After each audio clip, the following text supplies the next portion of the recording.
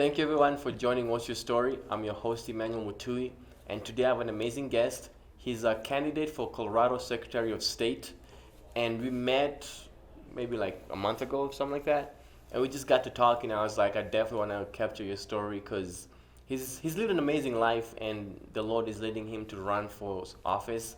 And I hope by the end of this interview you'll get to know him better. And for those who are you thinking about voting, maybe you can vote for him. But that's not what we're here for. We're here to tell his story. And without further ado, David, how do you say your last name? Winnie. Winnie. Like winning. Winnie. Some people say whiny. That's what I was saying I before. go, there's no whining allowed in our house, only winning. And I've There said that we for go. decades. I like that. So for this interview, we're going to start now, then go back. Because I always try to switch it up. Okay. So let's just jump into you running for the Secretary of State. Why are you want to do that now? I was learning about a character that most people, not everybody knows the name of, George Soros. And he's dedicated his life to ending the United States of America. It's his stated goal. I found out that he had an operation back in 2004 called a project called Operation Secretary of State, where he sought to buy, if you want to call it that, to own all the Secretary of States in all 50 states, and he's virtually succeeded. That not every, I don't want to impugn every single Secretary of State in all 50 states, but we've seen serious troubles in our elections across the United States, and I've learned a lot of that is because Secretary of State in all 50 states, they have control over the elections. So when George Soros owns one of them, then they can corrupt those elections. And there's quite a long list of ways that they can do that. So when I learned about that Operation Secretary of State, and now there's a coalition of Christians who are looking for people who are Christians that love the Lord, people who are patriots who love this country, and people who have strong backbones, so that when it comes down to a fight between what's right and wrong, that you're willing to stand up and fight. And we've seen that kind of be a failure a lot of times when we have people in office. They don't stand up and fight for what's right. So with all that being said, I started finding out about that, and then I started looking into it, and that got me started talking to my wife, like maybe I should run for Secretary of State here in Colorado. We talked it over for a bit, and then we started praying about it. We both felt, and we asked some close friends to pray with us about that. We felt a strong confirmation from the Lord that this is what I have you here to do right now. So, and then our friends got even a stronger confirmation. You don't want to have friends say, "Hey, I had a word from the Lord, and this is what you're supposed to do." It's better when someone is confirming what God's already told you. So there we are. We felt that's what we're supposed to do, and someone even gave us an answer to their prayers that God was giving them, even a stronger confirmation than what we stated ourselves. So that's when I started the process to file for my candidacy and then go through that formal process. And here I am. Amen. That's awesome. So let's go back to the beginning then. Okay. Where are you from? Officially from Rochester, New York is where I was born. Oh, really? Why officially? Did you move right after? There's a tiny story if you want me to tell it. Yeah, definitely. So my father, I found out as an adult that he traveled back and forth between New York and Kansas. Okay. And that's how he met my mom. And they eventually got married first in Kansas. But anyway, he's from New York, Rochester, New York. And so they got married. They met, got married, and they did some traveling back and forth evidently themselves. So we have the first three in our children in our family are boys. Okay. All three of us boys, coincidentally, are born in the same hospital in Rochester, New York, Okay. by the same doctor. Wow. And then two sisters after that. Both of them were born to the same doctor that delivered my mom in Mountain Ridge, Kansas. Same hospital, same doctor. My two sisters were born in Mountain Ridge, Kansas. So go figure. Wow. So That's a little story. Yeah. So did you just grow up in Rochester, or did you guys? 2 years I was in Rochester. So when I was 2 years old, then we moved to Kansas, and then that's where we were all raised throughout, back in Kansas. So as you growing up in Kansas, what did you want to do at that age, or did you just want to play ball, like every kid at that time? I wanted to do all kinds of fun things. Okay. We had back in that time. let's go to Dodge City, Kansas. Okay. Then they had a place called Rattlesnake Gully. And it had probably about the height of this ceiling here. Mm-hmm. It had a flat area and then a ramp that goes down to another flat area. Okay. And we had banana seats on our Stingray bikes. This was the fascinating thing back then. And so you get quite a speed going down that first ramp, go straight for a while. Then it had a little lip. Mm-hmm. And then it had about, 40, 50, 60, 80 feet, I don't know how long it was, down where you're like a ski jump. You know how they ski jump and then they're like 5 feet off the ground the whole time, but they're floating all the way down above the snow. Yeah. And then finally land. Well, we did that with our Stingray bikes, and all the kids, we had a blast, and the parents back then weren't worrying about you dying all the time. We did it without helmets. Yeah. Sorry. And here we are flying down, and you do that all day. Yeah. And then we had a big bell on the front of our porch that Mom would ring when it's time to eat. Well, we never missed that. When it's time to eat, we go home. So that was one of the fun parts of our summer days, that we did all kinds of, in Dodge City, Kansas. So they had the old style town of Dodge City with the wagons and horses, and then robbers and good guys and bad guys, and they'd have a shootout in the front of town. So we did stuff like, we'd go watch that. And wow, that's a lot of fun. I'm actually an honorary sheriff of Dodge City, Kansas. I still have it in my scrapbook. Really? They have a saloon. Yeah. You can go in there, and kids could order a sarsaparilla. So I'd go in there and sit at the bar and order a sarsaparilla. And they go, "Oh no, we heard that Sundance's," or one of the Indians, one of the famous Indians, I can't even remember his name now. Shoot.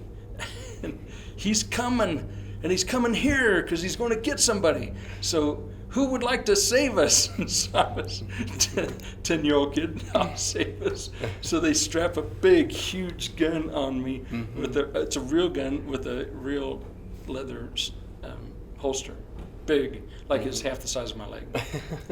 And so they go, here he comes. So he comes through so he's on a stage. He comes through a curtain, of course, here I am. Yeah. They go, draw, shoot him. So I draw this thing, and I point at him, and then I hear this boom, huge. I mean, it scared the daylights out of me. Right. And then he goes, oh, everybody's having fun, oh, and he goes, boom. And so they go, you saved the whole town, You're a 10-year-old kid. What are you going to do? You're going to have a lot of fun like that. That's awesome. And so they said, go to the sheriff's office, and you're an honorary sheriff of Dodge City, Kansas now. So there I am. I suppose you could say that's when I started a career in public service. Hadn't thought of it. True. So did you want to be a sheriff at this time, or you just... No, actually, we have some really good people running for sheriff right now. And so we have some good options for that. Yeah. I haven't thought about ever being a sheriff because I don't have a background in law enforcement. So when this time came, that I learned what I learned. Yeah. And we thought about and prayed about running for this position. Yeah. Is kind of a directed thing when you think about it, because of all the responsibilities that the Secretary of State has, which matches really well with my background. Yeah. And I've really found that out along the way. But then that's what drew me to this, is finding out about what George Soros has done to use those. It's a power position, to use those power positions in states to corrupt a lot of things in this country. Yeah. Okay. So let's get back to your young honorary sheriff days. Okay. So you're 10. Do you know what you wanted to be at this time, or you just having fun, not even thinking about that? Having fun, riding bikes and having friends. And Dodge City, Kansas, what are you going to do? True. I actually even forgot to ask, how old were you when you got born again? I was 12 years old. Okay, could you share how that happened? Yeah, I'll do a little dipsy doodle on that. Okay. Because I thought I was 16 when I asked Christ in my heart, but my mom told me the story slightly differently. Okay. In the year 2000, I found this out. My parents, when I was young, they thought, out of us 5 kids, that I'd be the least likely to ever make anything of myself, because I was extremely incorrigible, ornery. Okay. And that was their statement about me at that time. And when we were in Kansas City, and there's a church that was real close to the new Kansas City Chiefs Stadium at the time, and well, I think where they built the stadium later or whatever, but it was in that close proximity. And then we would drive across town to go to Berean Baptist Church at that time. Yeah. There was a traveling minister named Art Katz, and he's pretty well known as a completed Jew that traveled the country and spoke to churches, and he was kind of about churches doing what churches needed to do instead of sometimes shying away from that. So he was a pretty strong speaker. Well, he gave an invitation for people who would like to come and ask Christ into their heart. Evidently, I was 12 years old, and this is the way my mom tells the story to me to correct me, is that when I was 12, I went up to the front, asked Christ into my heart, and she said, I know that's when you did that because you went like this, completely 180-degree change in your life, and it was clear that you had asked Christ in your heart, and you were now a Christian, and you were acting on that. Yeah. So that happened, but when I was 16 years old, it's a longer story, but I was going to Kansas City Youth for Christ from some of my friends that were in high school and that kind of thing, and you get taught a lot of things about owning your faith as an adult. Different pieces fed into that. So I realized I'm getting close to being an adult, and before long I'd be a husband and a father. And so I got down on my knees beside my bed, and I committed my life to the Lord. I guess I would say it that way. And I said, Lord, I'm committing my entire life to you, no looking back. And I've never looked back. I've never had something that people describe as a backsliding experience. When I dedicated my life to the Lord, I meant it, and I'm going that way ever since. So that's awesome. That's when I thought I asked Christ in my heart, but Mom told me 12. So now I'm 16, I'm dedicating my life to the Lord. Okay, so you're 16, you've dedicated your life to the Lord because you're thinking about the future. What do you want to do to support this future that you want? Well, I had to finish high school and do that. Now I was in high school. They made a lot of fun of me because I played football. And so you're a jock back then. And then I was in the NJROTC. So being an ROTC, you cut hair back then, long hair. I got pictures of me with long hair right before I entered the Marine Corps, because for that summer I went ahead and grew my hair long. But all through high school I had short hair like this, and people made fun of me. They called me super jock because you're a jock and you're in NJROTC, which they made fun of people like that anyway. Really? I don't know why. Huh. I think it would be that way around. It is. Yeah. Yeah. One of my favorite statements out of this generation is it is what it is. Yes. So there I was getting made fun of a lot. So but I excelled, and so I graduated from high school as the company commander in ROTC. Okay. And you went into Army? Well, one of my instructors in ROTC was a retired lieutenant colonel in the Marine Corps. Oh. And he was a great teacher, and we had a retired Navy enlisted man. Yeah, and both great teachers. And I had determined, actually, I had 3 scholarships offered to me to go to ROTC in college. Okay. Crazy thing happened is we had nobody in our family that had ever been in the service. Nobody in our family had ever had a college degree up to that point. And so I was contemplating that. At some level, I realized that's not free for them to send me to college for those many years, and then you become an officer. That's not free. So I asked him, so what's my obligation once I sorry, I'm just checking. Yeah. What's my obligation once I graduate from college? Then, like, about how long is your obligation? And they said, well, depending on what degree you get, and a few factors, then it may be 29 years old when you're getting out of the service, when you're done with your obligation. And I'm thinking, I'm 17, 29 years old. What life is even left after 29 years old? You're so old. What could you even do after that? A young man's perspective. Yes, yeah, definitely. And I didn't have anybody in my family to kick me in the rear end. This is my fault, not anybody else's. Okay. Nobody kicked me in the rear end and say, what are you not thinking? Nobody in my family with service background, nobody with a college background. And so they didn't slap me over upside the face and go like, listen, think about this a little longer before you make this decision. Mm-hmm. But I thought, if I enlisted in the Marine Corps, which I did, then I could get my VA benefits, and then I could go to college after that, and everything work out just fine. So that was my approach: go in the Marine Corps, get out, go to college. Wow. So this is not something you wanted, like join the Marine Corps. It's not something like you always wanted to do. It's just something that you just did. That's interesting. No, it's not something I always wanted to do. It's just as I was in the ROTC and I'm learning about the service, and I was in, interesting kind of a connection there. I was in what they called a silent drill team, and we went around the state and competed with other silent drill teams that were in other high school ROTC teams and stuff. Yeah. So we did that, and then eventually I grew up in that kind of competition and a lot of discipline there, and then graduated as company commander. So I've grown in leadership and responsibility, even in ROTC in high school. So when that time came, I thought, because the fact that you have ROTC, then when you join one of the services, then out of boot camp you actually graduate with higher rank because of that. Okay, that's good. So I thought, And our retired lieutenant colonel from the Marine Corps explained that to me. He said, you can go in the Marine Corps and you can come out of boot camp as a Lance Corporal, E3. That's pretty big. Okay, wow. So I thought, why not? Why not? So you go in the Marine Corps. How long were you in there? 3 years. Oh. And at that time they had a 2-year, during the Vietnam era.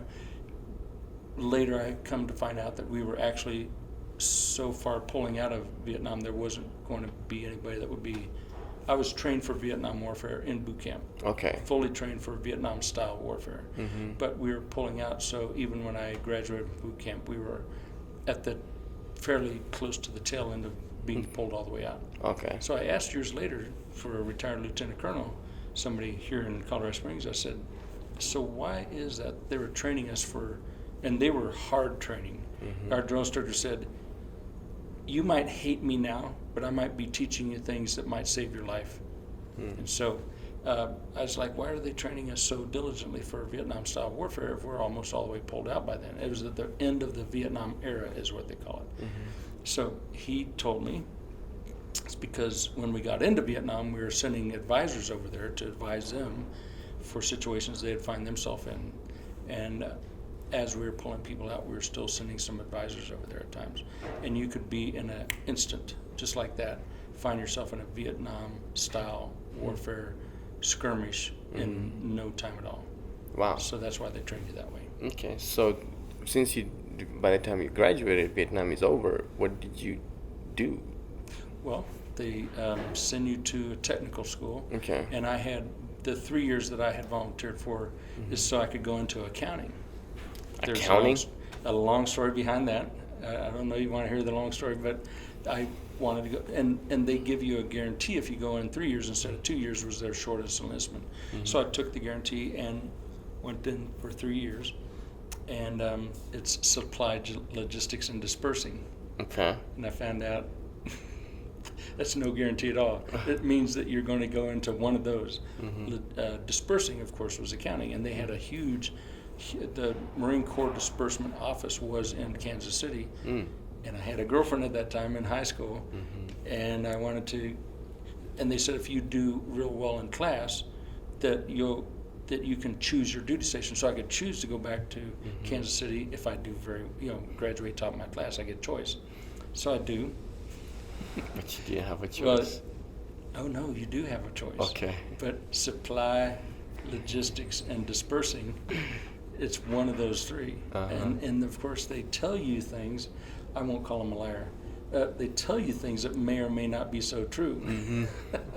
Because he says, well, you all go, it's administrative, so you all go to the same first class to get started, and then they split you up into different classes for those things. That's why they call it supply, logistics, and dispersing for this guarantee that you signed up for 1 more year.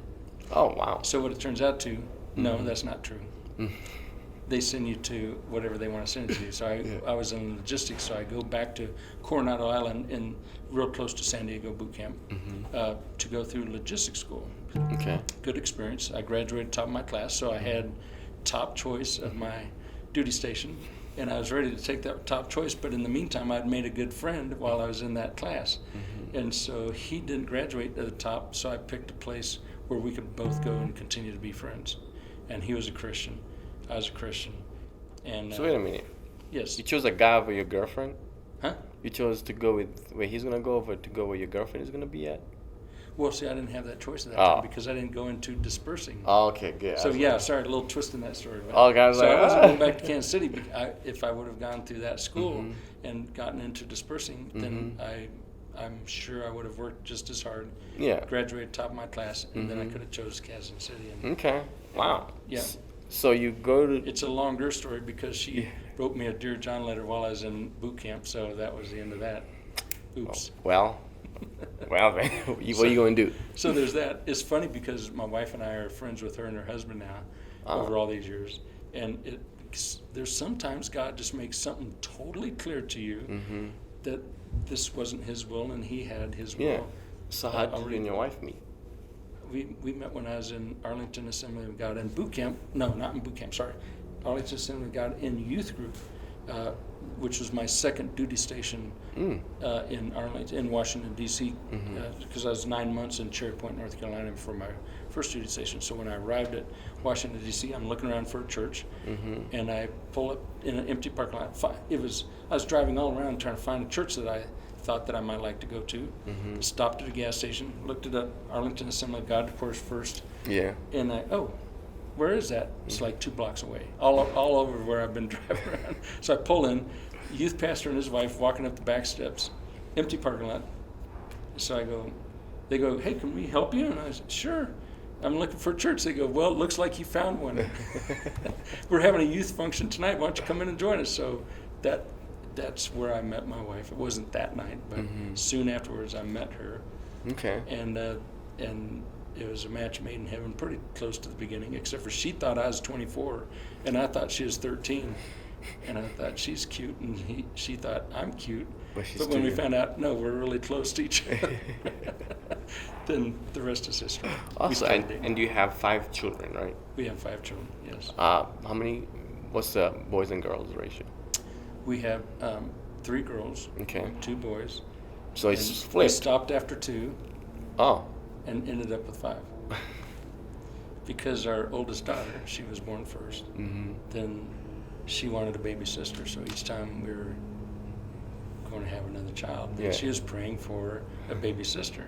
And we explained to her, we explained to all of our kids, even when they're asking Christ into our heart, then we're explaining to them everything, like, okay, do you understand this? And so when she's praying for a baby sister, we have our first son, and she goes, I know, I understand, I know God is the one God's the only one that has control over that, so he picks. So she's very mature, even at, very young. Yeah. And she's actually leading people to the Lord, her friends, leading her friends to the Lord at 3 and 4 years old. Wow, that's amazing. I mean, really, she was leading them to the Lord. Wow. And so, yeah. And so she goes, I understand. So here we are. We were done having kids after 2. And then our 2, they ended up loving children. They liked children, babies. And so they both started talking to us about another one. Like, yeah, no, we're done. And so then we started thinking, well, we should probably talk. We shouldn't just like, boom. Yeah. So we started talking it over and really praying about it. And then we started talking to people, like people that had 1 or 2 children and stopped. And then we talked to people that maybe were going to have 1 or 2 children, and then they decided to have more. Then how do you feel about that? Yeah. And every single one, 1 or 2, and they stopped. They said, we kind of wish we would have had more. Every single one that had, we're going to stop, but then they end up having more. They say, we can't even imagine what our life would be like without these children that we had after we thought we'd stop. Every single one. Wow. And so we go, okay. And we were praying about it. Yeah. And we felt like God was tugging our heart, like, yeah, it's time to have another one. So there we go. We get pregnant. I go to the hospital. I come back to pick up our daughter from the school. She's walking out the back door and she sees me. She's full of bubbles, like, just bubbling over with excitement. And I know what she's going to ask, and I shake my head, and she goes, Like, God didn't answer my prayer, right? Right. Well, there's more to this story. Yeah. But she was very gracious about it. You know, God gave her. She's very gracious in every way to this very day. Wow. So it actually, because you have family of 3 brothers and 2 sisters, and your kids is flipped, 3 girls and 2 boys. Right. So wow. So here we are. We're all done having kids after that.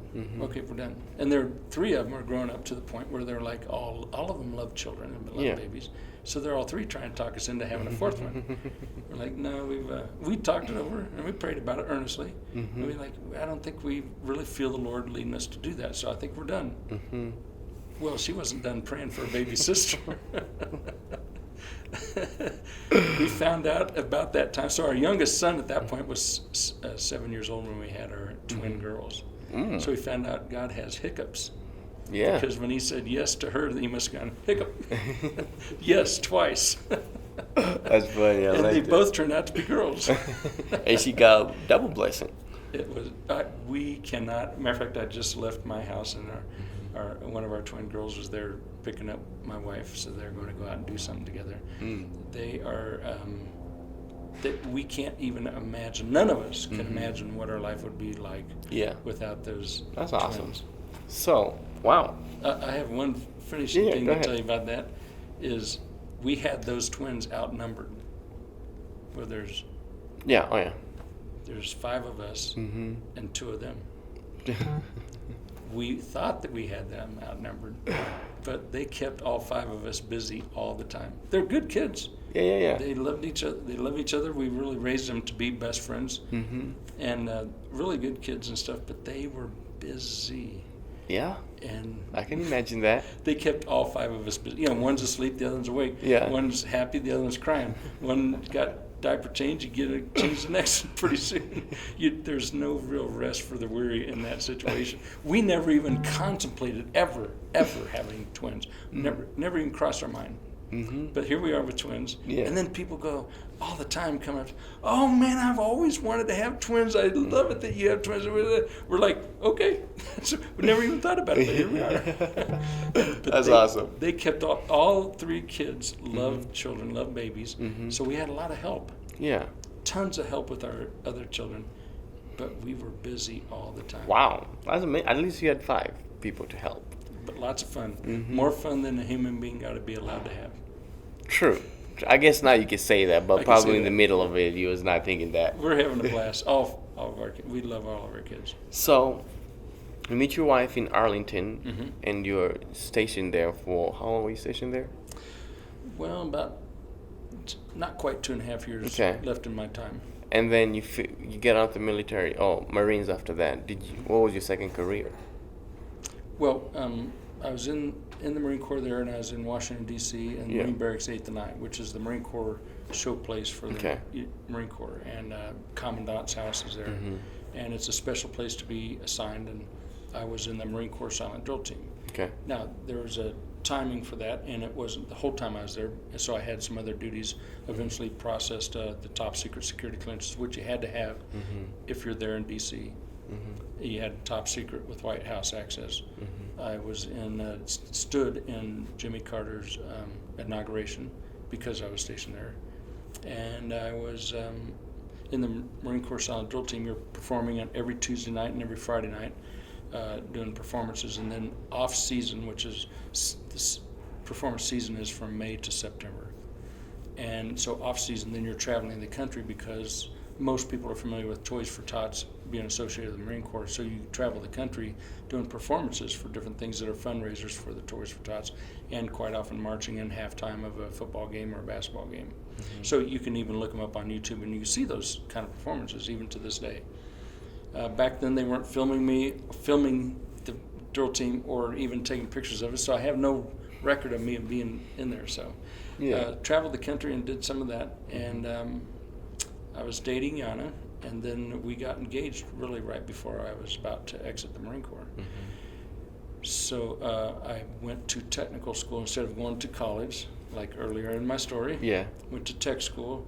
The VA benefits were really odd back then because at that point they would just pay you the same rate for your tech school that they would have paid you for college, which tech school is more cost intensive for that 6 months. So you have to take a loan out and pay the rest of it yourself. Yeah. So there I was, got that done. I graduated #1 in my tech school and with perfect attendance. Wow. So they help you to find a job. And then one of the adult volunteers for our youth group that my wife and I were involved in, said, hey, I work for IBM and we're moving an entire laboratory from Manassas, Virginia to Burlington, Vermont. Would you like to interview for jobs and potentially get a job there? Because not everybody in Manassas is interested in moving to Burlington. So they have openings. I interviewed, got hired. They wanted to start me right then, but I was pretty close to, it was actually before I even graduated from the school. So, then we had plans on getting married. I'd graduate like the end of June, we'd get married on July 8th. And so those were all in the plans, and they wanted to move me up there and start me working right then. I was like, yeah, that'd probably be bad timing. So anyway, all that being said, they said, we'll go ahead and have the position up there for you. They gave me a moving living ticket, so they moved. Turns out they moved us up there after we got married, and started the job right after that, after our honeymoon. And there I was in Burlington, Vermont, working for IBM. How long did you work for them? Worked for them for 10 years. Wow. Okay. And grew in my career. Yeah. It was a development laboratory. Now, when they moved the development laboratory to Burlington, they hooked it with a manufacturing, so the development was closely, so as soon as they developed something, they'd get it right into manufacturing. Well, they, with corporate standards for IBM, they were somewhat weak in their data security, so they had me. I did tons of things in my in there it was 78 to 84, so 6 years there in Burlington. So in that time, I did a bunch of things, but one of my assignments was to strengthen the data security for the development, because the corporate said, we're going to come do a data security audit, and there are 12 different areas in that 10,000 people were in that one location now. So they had 12 different areas, and I was responsible for one of them. They called an area manager, so everybody underneath him, I was responsible for increasing their data security to make sure it's up to corporate standards. So we're one of 2 places in that 12 that passed with flying colors once that time came. So I learned data security, and there's different kind of philosophies you can have for data security, and I had somebody teach me a really good one. So then later in my career in Kansas City, when I'm working at American Century Mutual Funds, then they needed the board of directors said we need an entire data security department that we don't have right now. So they chose me to create that data security department, because it turns out that philosophy I learned in Burlington was the philosophy they really were looking for there to establish their data security. So your whole background, it seems like it's been data security and tech world. Is that correct? It's actually data security and tech world. Well, in IT, they called me the jack of all trades and master of some, because I literally did virtually everything in IT through the 2 or 3 decades, almost 3 decades of my career. So I did everything. Database. I did programming, database, networking, data security, of course. Just about everything you can do. I've been towards the end of your 30-plus career. What made you want to retire and kind of leave that world behind, or you just? 9/11 made me want to retire and leave that world behind.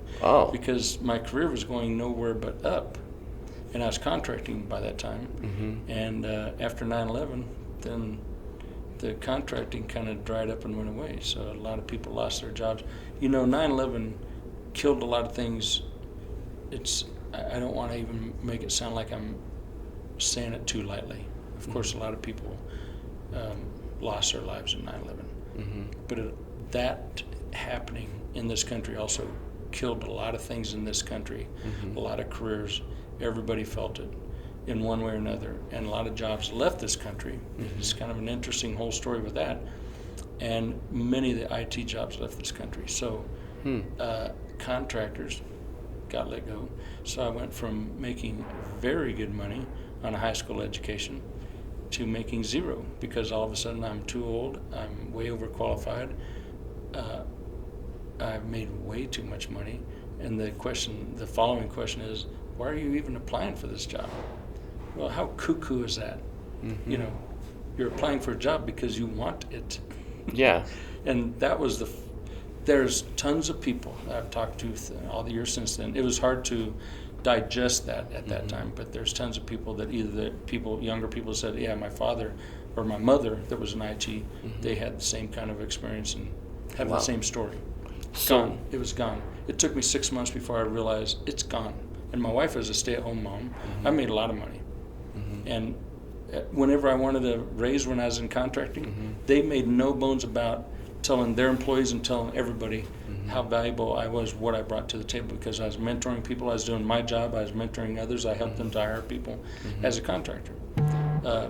Sprint had they would generally not choose someone to be a program manager, which is higher than the project manager, unless you're an employee, but they knew my work and my talent as a project manager, so they elevated me to program manager. And so I've held that position where you have a whole bunch of project managers reporting up into you in a huge project.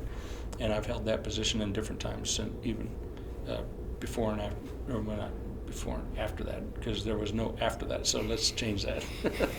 So whenever I wanted a raise, it's not like the corporate world where like, well, let's do an evaluation and see. Statistically, we can't give you all fives because we just can't do that with the way we have to manage the, the corporate world. Yeah. And so you leave that behind. I found when I wasn't a greedy person, but whenever I wanted a raise, I walked into my manager's office and they made no bones about it to everybody. They said, all of our employees should be like David Winney because he's more like an employee than our employees are. And they told their whole teams that in front of me. So they held nothing back and let me know the value that I brought to them, and I worked hard for that. Yeah. So when I wanted a raise, I'd walk into the manager's office. I did it more than once. I'd say, hey, do you have any trouble with giving me a $5 an hour raise? They go, no, we'll drop the papers and call your company right now.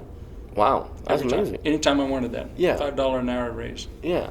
So after 9/11, then what did you do if all those jobs are gone? So what did you end up doing? I did a lot of job searching, of course. Yeah. When I realized it's all gone. And, back then you had newspapers, so my wife she knew the keywords like that were part of my experience. She knew some of those keywords, so she'd highlight them, bring the newspaper to me, and that's when you're going to places and applying and stuff like that. It's all turning into zero. So my first non-IT job that I applied for, what I find out the terms now that apply to all this is that you're a flight risk. You're going to be bored with this job. So as soon as you find a better job, you're going to be gone. Well, that's not the way I operate. And I told people, I'm here for two reasons. I want to make you successful. I want to make this company successful. And I want to provide for my family. That's what I do. And I had a good long track record of doing just that. But they're afraid of hiring you because they think you're a flight risk. So I went to a lumber company that was advertising for a lumberyard truck driver for $10 an hour. Yeah, I don't care what I need to do. And I told people, I don't care if I'm really good at cleaning toilets. I've spent most of my young life cleaning the bathrooms, and I enjoyed it. Actually, it was kind of crazy. Of course, in the Marine Corps, you get some opportunities. But, side note, sorry. But I don't care what I'm doing. If you're paying me what you're paying me, I'll do whatever you need me to do. Yeah. I'm just very simple, straightforward, hardworking guy like that. Yeah. So I went to that lumber company and they said, sure. I mean, I'm face to face with a half door and he's right there in front of me. He says, sure, you got a resume with you? I don't know why you're $10 an hour truck driver, he's wanting a resume. I mean, I looked nice. I think I was dressed nice. Sure, I got my resume, so I handed it to him. He flips through it. He goes, I can't hire you. And I go, why? He goes, you're an IT guy. As soon as you find an IT job, you'll be gone. And I go, how about 6 months? I didn't know how to handle that. I was not prepared for that kind of weird confrontation. And so I was like, I've been looking for 6 months. There's no more IT jobs out here. And I'm looking for work that I can do to help provide, at this point, help provide for my family because my wife had gone back to work outside the home. And she got into medical admin from the start, and she's been very good at that ever since. And God has provided some very good stable. And that's because our oldest daughter, who prayed for our twins, she'd already become a registered nurse, and she was a charge nurse over a whole floor in Children's Mercy Hospital. So there's a couple of things that my wife did before getting that, but then she ended up working in the NICU at Children's Mercy. Well, once you have that on your resume, you can sneeze at a job and she's hired, you know. So she could get hired, and she's steady work, and mine has been for 20 years, up and down and all around. And now I have two industries that I'm called Jack of all trades and master of some, because in construction, when we were helping to pioneer that church up in Vermont, have I gotten to that story yet? I don't think I have. So we helped to pioneer a church up in Vermont when we moved up there and started. Yeah.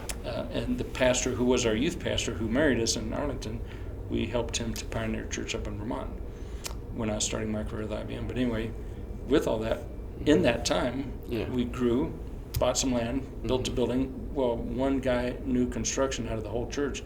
He taught everybody in the church construction, everything. I learned everything. So if you laid a foundation for me right now and gave me the plans, I could build an entire house for you and finish it inside and out. Completely beautiful house. Wow. So I have those skills. That's Jack amazing. of all trades and master of some. Yeah.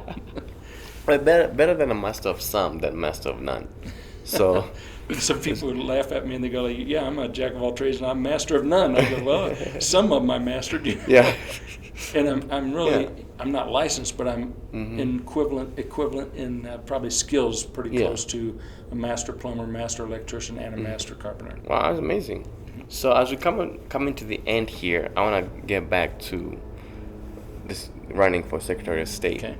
And so you do all this experience of project management, program management, of just leading a lot of big corporations. And when you, I know, because we've talked before, and you told me that you fell, I think maybe 3 years ago, maybe, is kind of when the urge to run for state began. It was just recently, actually, in June of this year. Oh, June, wow, way off. It was recent. So, as with that experience and into this office, what do you feel like you can bring to the table? Well, there's another pieces that kind of feed into this, Okay. and I tell this story because it's kind of part of my miniature resume, if you want to call it that. Okay. Is I've studied history for 40 years, and then I've studied the scripture for 50 years now, and I've intensely studied what in the world is going on in this country for the last 5 years, because it needed to be studied. It doesn't make any sense. You know, we have an amazing president who is an answer to my prayers for decades, and we have a great president, and he's making a difference, and they're attacking him constantly. So I've studied this stuff very intensely. Well, instead of all the turmoil and getting distraught by he's accomplishing so much even in spite of all their attacks of him. So instead of seeing all the turmoil and getting worried about that, I say as a Christian, I was taught very young, there's one of two things you can choose. Either you trust God and you have faith in him, or you worry. Which one is it that you want to do? Because they're mutually exclusive kind of. Now there's times we get tempted to do one or the other, you know, slide back and forth, but anyway,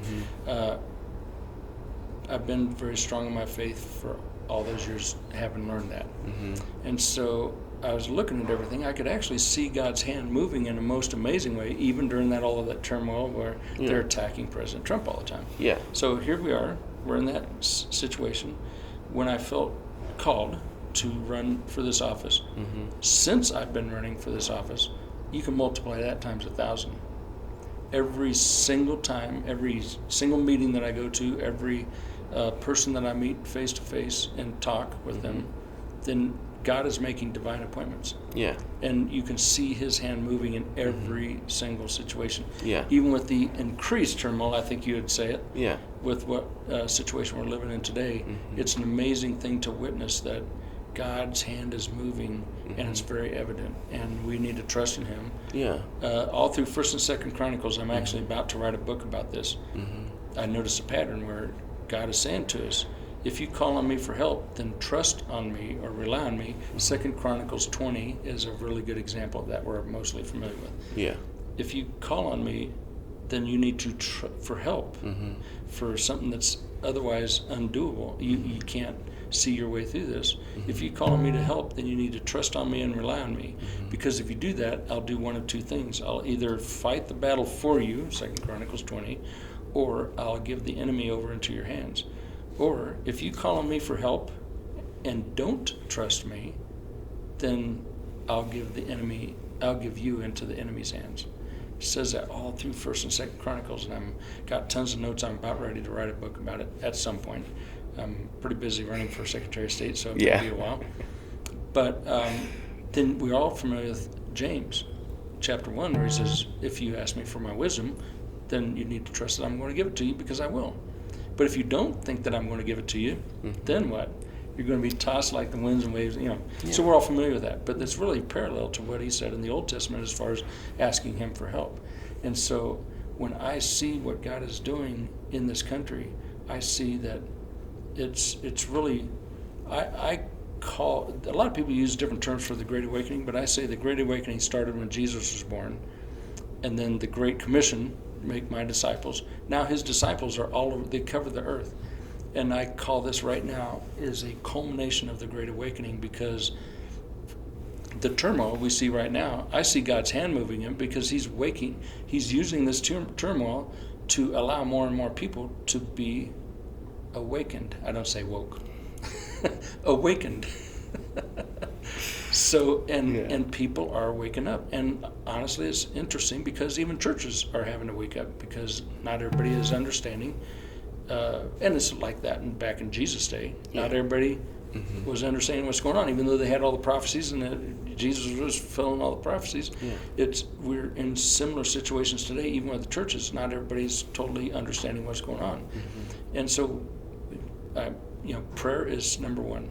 With my candidacy, the first team that I created for lots of volunteers. First team I created is people who would be willing to pray for me and Yana once a day, and pray for the campaign just once a day. And then that's a prayer team, first one that I formed. And now I'm forming a research team that will help me do research. There's vast amounts of research needed. It's amazing how many ways I'm finding out that there is to corrupt elections. Wow. Okay. And there's lots of laws, there's lots of things you have to study just to run anyway. And so some things are 500 pages, some things are 170 pages, some things are this and that and everything. And there's tons of things that I need studying to either have it boiled down to bullet items and things. Some things I need to memorize for the campaign, some things I need to know about, some things I need to make sure I'm complying with as far as campaign finance. So tons of research. So I'm forming a research team, and I'm actually making a list of things people can research to help out. So God is on the move. I love saying it this way. God has a plan, and we are all part of it. And we're all very familiar with Esther. She was here for such a time as this. Well, we're all alive. I'm so excited to be alive during this time, because we're all alive on the face of this earth right now, every single one of us, for such a time as this, because God has us here for be a part of his plan. If we choose to love him, follow him, and be a part of it. Yeah, thank you. Yes, sir. Thank you so much for this interview. Absolutely. Thank you. Wow. I learned a lot. And hopefully, I wish you good luck in the race. When is the elections? Election is about a year from now. It's November 2022. Okay. I wish you good luck, and hopefully you make it, so at least my show can be popping, so I can say I interviewed the Secretary of State.